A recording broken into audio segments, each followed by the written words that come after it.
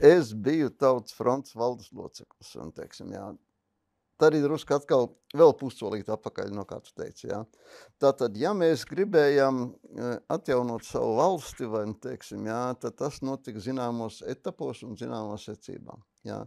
Pirmais, vai, nu, teiksim, jā, kad tika izveidots, vai, nu, teiksim, jā, šīs Tautas fronte, pirmais Tautas frontes kongress un viss tas uzstādījums, vai, nu, teiksim, jā, tā bija Gorbačova, tā bija Maskavas ideja, vai, nu, teiksim, jā, kad mēs tādā veidā veicināsim perestroiku. Jā.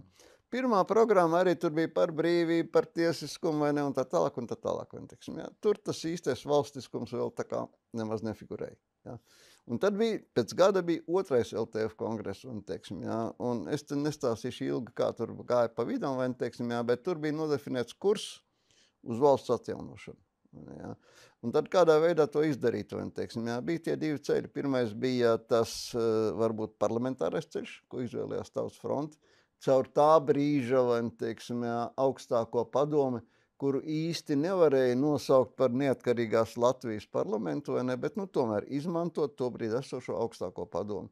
Un otrais bija tā saucamais pilsoņu komitejas, pilsoņu kongress, kurus uzskatīja, vai, nu, teiksim, jā, kad tikai Latvijas pilsoņi, tā ir viņa iekšējā lieta, viņi sanāk, viņi nolemj, viņi pasludina kaut ko tur un tā punkts. Jā. Tobrīd, vai, nu, teiksim, jā, arī rietumu sabiedrība, kur bija ļoti piesardzīgi, bet gatavi mūs atbalstīt, vai, nu, teiksim, jā, uzskatīja, kad vēlēts parlaments, vai ne, un tā neatkarības atjaunošana caur šo vēlēto parlamentu ir tas, kas varētu pārliecināt pārējo pasauli, ka tā ir patiesā griba, ko grib Latvijas cilvēki. Tātad Tautas fronte izvēlējās šo parlamentāro ceļu. Un līdz augstākajai padomē visu to darbu, tad no otrā kongresa līdz augstākās padomas vēlēšanām vairāk vai mazāk organizēja tā saucamais, nu, toreiz tā bija tāda iesauka, vai ne, tāds lielais sešnieks, vai, teiksim, jā.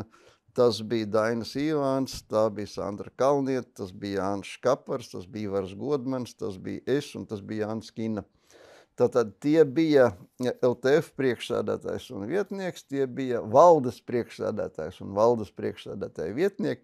Tā bija tā komanda, vai, nu, teiksim, jā, kas šo lielo organizāciju to brīdi vadīja un kuri mēģināja sakārtot tās lietas visādā veidā, ne, lai mēs gūtu uzvaru augstākās padomas vēlēšanās, un tas arī izdevās.